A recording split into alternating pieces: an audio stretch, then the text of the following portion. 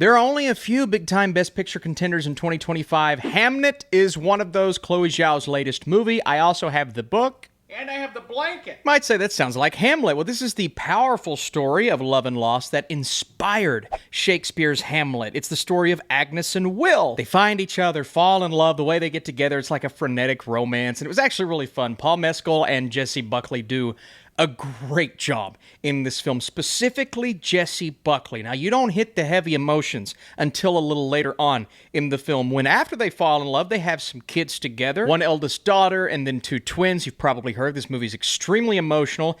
There are a few reasons why. One of those reasons has to do with the children.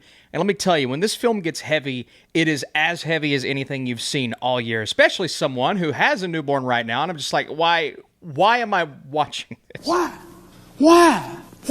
William Shakespeare here handling it very differently than Buckley's character. Much more subtle, kind of transferring all of the sadness and pain that he's feeling onto the page. And that's where we get to see the beginnings of Hamlet. And there is a really powerful sequence at the end of this film. And admittedly, the first half of the movie, it does hold a couple of pacing problems, and there were moments where I did feel at arm's reach from not necessarily Agnes, but just the presentation of it all. It's like, yes, we are dealing with trauma and grief, but is there more to it than that? Or is this simply just an exploration of how she, and really he, are handling this trauma? And that's about it when it comes to this movie. And that's not to say it isn't beautifully written and extremely compelling by the end. Specifically, again, the last 20 minutes, I was trying my best. Austin, hold it in. I am having a very bad day. There were times where I'm looking at it as this big Best Picture contender,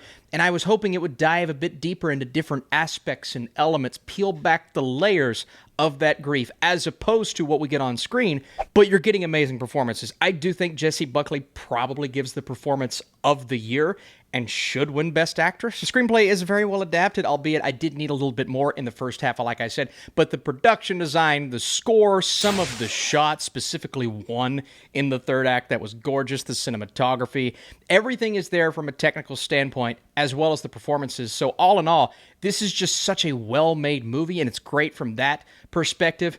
I do feel like some will need more by the time you get to that third act, but when the ending hits, it delivers.